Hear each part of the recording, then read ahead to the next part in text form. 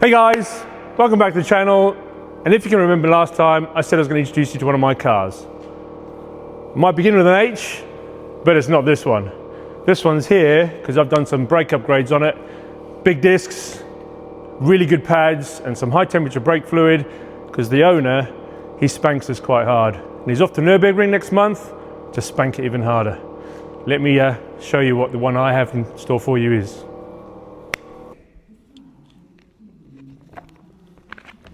Do you remember this, guys? She's coming back. For all you OG fans, you'll remember this. Honda Civic.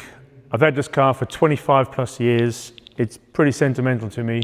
I bought it as a family car. I did 180,000 miles in it. The reason why it got built is because one winter, I think it was about 2009, I got snowed in the workshop. I was bored, had to keep warm.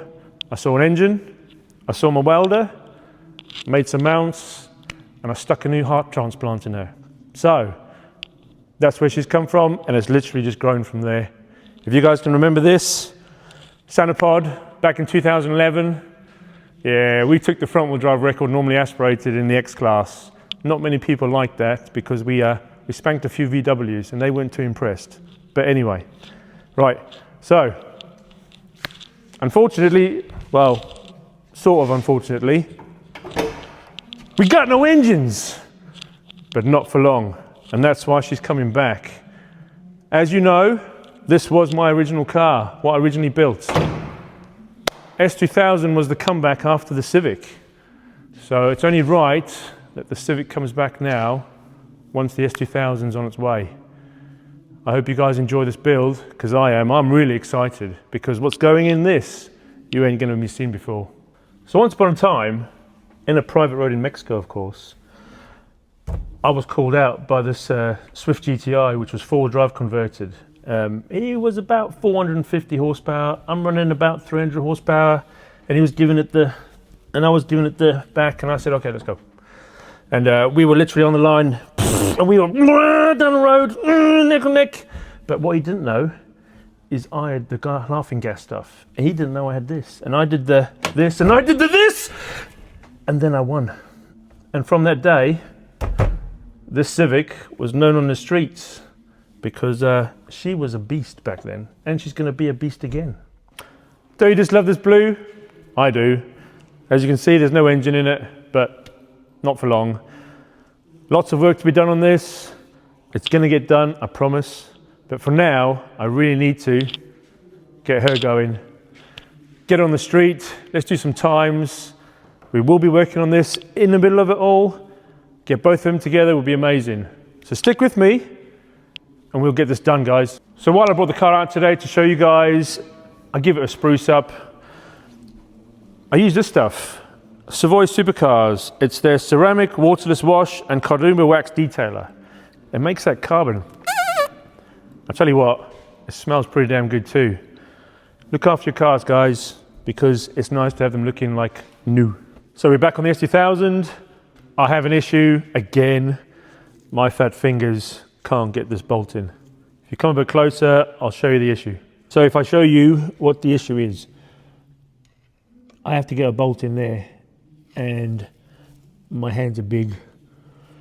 So this bolt was giving me some issues locating. I couldn't see the hole exactly, the position of it. So I pulled it out and I chamfered the edges so that it would help itself locate easier. This didn't affect the strength of the bolt or the rigidity of the bolt. It just made my job a hell of a lot easier locating it. And it worked. It caught the thread, bolted it in, tightened it up, and the intake manifold is now on and ready for the fuel injectors and the fuel rail. Right, so now we're gonna do some man cave talk time. Do you remember that shifter I told you about last week? Well, here it is. This is a Precision Performance Products shifter. It's a ratchet shifter. I chose this one because it was lightweight. It's fairly compact. I just like the design and look of it. I've chosen for a push shifter, not a pull shifter, simply because the S2000 is quite compact. A pull shifter needs quite a lot of arm work. So this one, literally, do the burnout, wiggle bum, get to the staging light, bump it in, you're in first, you're ready to go. As you launch off in first, second, third, you're done. Pull shifter, I'd have to pull this. This would be this way round, and I'd have to pull it in, and we found that if you, while you're racing, I'd probably have my hand on the shifter quite a lot. And if I pulled it, it didn't go into gear properly until I let go. In the moment, you don't think about stuff like that when you're doing an 8-second quarter. Pushing it, easy. And that's why I've gone for this shifter. Soon, you'll see the shifter mounted in her. I look forward to that, and so will you. Thanks for watching, guys. I appreciate it. As you know, there's a load of work to do on the S2000 still. We'll get on with that this week. So next week, you'll probably see a progression. The car is going to be at Japfest on the Pulsar stand. Come say hi. Come see Project 9 Inch, 13th of April. See you then.